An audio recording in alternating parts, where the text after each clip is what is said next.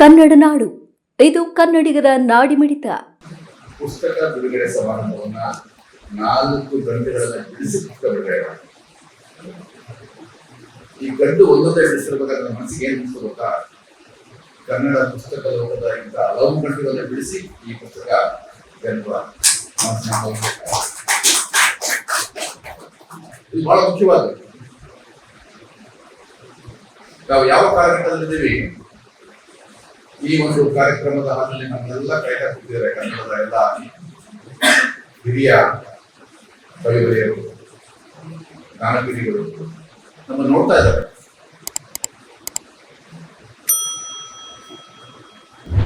ಕನ್ನಡ ಪುಸ್ತಕ ಪ್ರಪಂಚ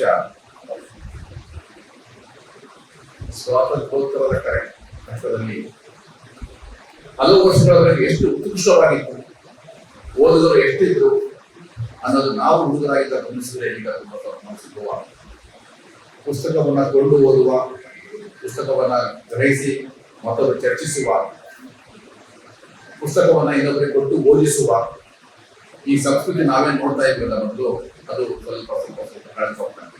ಹಾಗಾಗಿ ಹೇಳಿದೆ, ಹಲವು ಗಂಟೆಗಳನ್ನು ಬಿಡಿಸಿ ಪುಸ್ತಕ ಜನರ ಮನಸ್ಸನ್ನು ತಲುಪಬೇಕಾಗಿದೆ. ಪುಸ್ತಕ ಲೋಕಕ್ಕೆ ಮತ್ತೊಂದು ಕಾವ್ಯ ಪ್ರಪಂಚಕ್ಕೆ, ಮತ್ತೊಂದು ಗಜಲ್ ಪ್ರಪಂಚಕ್ಕೆ ತಸ್ಕೀರ್ ಸಾಫಿಯವರ ಮಧು ಬಟ್ಟಲ್ ಹೊರಬಿದ್ದಿದೆ. ನಿಮ್ಮೆಲ್ಲರಿಗೂ ತಲುಪಬೇಕು. ನಿಮ್ಮೊಂದಿಗೆ ಕನ್ನಡದ ಎಲ್ಲ ಸಹೃದಯ ತಲುಪಬೇಕು. ಗಜಲನ್ನು ಆಹ್ವಾನಿಸುವ ಎಲ್ಲರಿಗೂ ತಲುಪಬೇಕು. ಈ ಗಜಲುಗಳು ಪ್ರಮುಖವಾಗಿ ಹುಟ್ಟುಕೊಂಡಿದ್ದು ಎಲ್ಲೋ ಪಾಶ್ಚಾತ್ಯ ಮುಸ್ಲಿಂ ದೇಶಗಳಲ್ಲಿ, ಇರಾನ್, ಅಲ್ಲಿಂದ ಎಲ್ಲೆಲ್ಲೋ ಹೋಗ್ಬಿಟ್ಟು ಕಡೆಗೆ ದಿಲ್ಲಿಗೆ ಬಂದ್ಬಿಟ್ಟು ನೋಡಿ. ಒಂದು ಶಬ್ದ ಅರ್ಥ ಈ ಪುಸ್ತಕ ಅವರು ಹೇಳ್ಬಿಟ್ಟಿದ್ದಾರೆ. ಅದು ಗೊತ್ತಿತ್ತು ಸ್ವಲ್ಪ ಮಟ್ಟಿಗೆ. ಹೆಣ್ಣು ಮಕ್ಕಳಿಗೆ ಸಂವಾದ, ನಾನು ಅಷ್ಟಕ್ಕೆ ಅದನ್ನು ನಿಲ್ಲಿಸುವುದಿಲ್ಲ.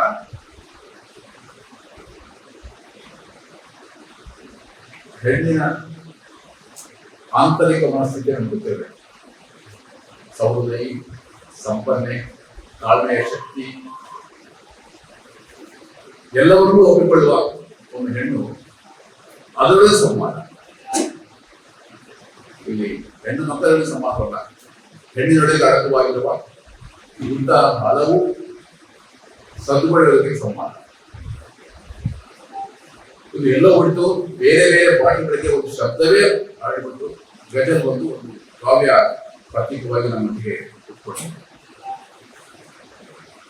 ಆದರೆ ಈ ಗಜಲ್ ಕಾವ್ಯ ಸಂಸ್ಕೃತಿ, ಕಾವ್ಯ ಪರಂಪರೆ ನನಗನ್ಸಿದ ಮಟ್ಟಿಗೆ ಕೆಲವು ಓದಿಗಳ ಒಬ್ಬರೇ ಬೇಕಿಲ್ಲ, ಸೂತ್ರಗಳ ಬೇಡಿಯೊಳಗೆ ಸಿಕ್ಕಿಕೊಂಡು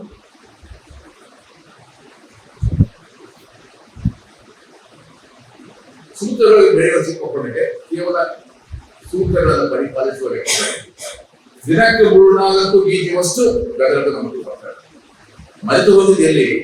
ಗಜಲಗಳೊಡನೆ ಅಡಕವಾಗಿದ್ದ ಭಾವನಾತ್ಮಕ ಪ್ರತೀಕಗಳು, ಪ್ರತಿಮೆಗಳು, ಉದಯಗಳ ಸಂವಾದ, ಪ್ರಪಂಚದ ಆಗುಹೋಗುಗಳ ನಮ್ಮದೆಲ್ಲದ ಬೇಗುದಿಗಳು, ಹೆಣ್ಣಿನ ಮನಸ್ಸುಗಳು, ಪ್ರೀತಿ, ಪ್ರೇಮ ಇವೆಲ್ಲವನ್ನು ಅಣೆಕೊಂಡು ಸೂತ್ರಗಳೊಂದಿಗೆ ತಾಳೆ ಹಾಕಿ ಒಂದು ಗಜಲ್ ನಮಗೆ ಕೊಟ್ಟರೆ ಅದು ಮುಖ್ಯವಾದ ಗಜಲ್ ಆಗುತ್ತೆ. ಇದನ್ನ ಮನಸ್ಸು ಕೇವಲ ಸೂತ್ರಗಳ ಆಧಾರದ ಮೇಲೆ ಗಜಲ್ ಬರೀತಕ್ಕಂಥ ಒಬ್ಬ ಮ್ಯಾಥಮೆಟಿಷಿಯನ್ ಆಗಿ ಕನ್ನಡದ ಕವಿವರಿಯನ್ನು ಹುಟ್ಕೊಳ್ತಾ ಇದ್ದಾರೆ. ದಿನಕ್ಕೆ 3-4 ಟೀಚರ್ ಇರ್ತಾರೆ.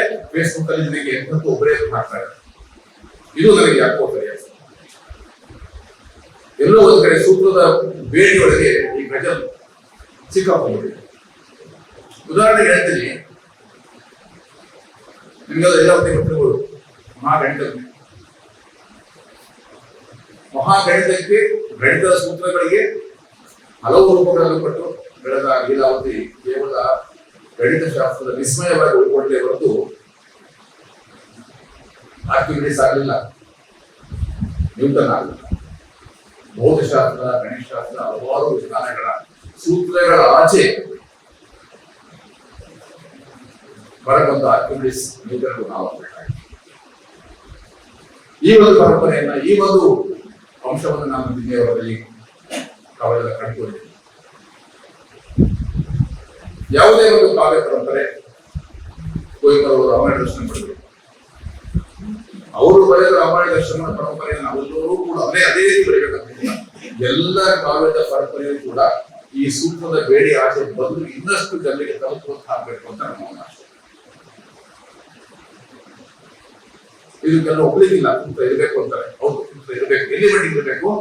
ಕೇವಲ ಸೂತ್ರವಾಗಿ ಉಳಿಬಾರದು, ಸೂತ್ರದ ಆಚೆ ಬೆಳೆಯಬೇಕು. ಕೇವಲ ವಿಸ್ಮಯವಾಗಿ ಉಳಿಬಾರದು, ಬರೆಯುವ ಕಲೆಯನ್ನು ಮಾತ್ರ ಪ್ರತಿನಿಧಿಸಬಾರದು. ಈ ನೆಲದೊಡನೆ, ಈ ನೆಲದ ಗೌಡಿನೊಡನೆ, ಭೂಮಿನೊಡನೆ, ವಾಯುವೊಡನೆ ಮಾತನಾಡುವಂತ ಆಗ್ಬೇಕು. ನಮಗೆ ಹಲವಾರು ಹಿಂದೂ ಗಜಗಳು ಹೇಳ್ತಾ ಇದ್ರೆ ಎಷ್ಟೋ ಜನ ಅರ್ಥವಾಗಲ್ಲ. ಅರ್ಥವಾಗದೆ ಮಾಡೋದು ಗಜಲ ಆಡುವವರು. ಭಾವೋದ್ವೇಗವನ್ನ ಜನರಿಗೆ ತಲುಪಿಸಲು ಗಜಲ ಮಾಡುವವರು. ಈ ಭಾವೋದ್ವೇಗವನ್ನ ತಲುಪಿಸೋದಕ್ಕೋಸ್ಕರ ಸೂತ್ರವನ್ನು ಪರಿಪಾಲನೆ ಮಾಡಬೇಕೇ ವಿನಃ ಅಡಗಿರುವ ಸತ್ವವನ್ನ ನಿರಸವ ಮಾಡ್ತಲ್ಲ. ದಿನಕ್ಕೆ 5-6 ಗಜಲು ಬರೆಯಕ್ಕೆ ಆಗುದಿಲ್ಲ. ಗಜಲಗಳು ಬರಲಿಕ್ಕೆ ಒಂದು ಸಮಯ, ಸಂದರ್ಭ, ಆ ಒಂದು ಕ್ಷಣಕ್ಕೆ ಕವಿ ಕಾಯ್ತಾ ಇದ್ದಾರೆ. ಅದು ಮಧ್ಯರಾತ್ರಿ ಮನೆಯಿಂದ ಒಪ್ಕೋಬಹುದು, ಇನ್ನೆಲ್ಲೋ ನಮ್ಮ ಕೂತ್ಕಡೆ ಒಂದು ಗಜಲ್ ಒಪ್ಕೋಬಹುದು. ಬರಿಬೇಕಂತ ಬೆಳಗ್ಗೆ 10 ಟೇಬಲ್ ಮುಂದೆ ಕೂತ್ಕೊಂಡು ಗಜಲ್ ಬರೆಯೋದಲ್ಲ, ಗಜಲ್ ಕೂತ್ಕೋಬೇಕು. ನಿನ್ನಲ್ಲಿ ಹುಟ್ಟುಕೊಳ್ಳುವ ಭಾವನೆಗೆ ಈ ಸೂತ್ರಗಳ ಅವಕಾಶ ಗಜಲ್ ಬರೀಬೇಕು. ಆವಾಗ ಇದರಲ್ಲಿ ಹಲವು ನಾನು ಓದಿದ್ದೀನಿ, ತುಂಬಾ ಚೆನ್ನಾಗಿದ್ದಾವೆ. ಇದಾಗಿಂದ ದಿನವರೆಗೆ ಗಜಲ್ ಕೊಟ್ಟಿವೆ, ನಮ್ಮೂರಿಗೂ ಬರ್ತದೆ. ಗಜಲ್ ಇತಿಹಾಸದಲ್ಲಿ ಕರ್ನಾಟಕದಲ್ಲಿ ರಾಯಚೂರು ಜಿಲ್ಲೆಗೆ ಒಂದು ವಿಚಿತ್ರ ಸ್ಥಾನ ನಮಗೆ ಗೊತ್ತಿರಬೇಕು. ಅವರ ಪುಸ್ತಕಗಳು ಬರ್ಕೊಂಡಿದ್ದಾರೆ.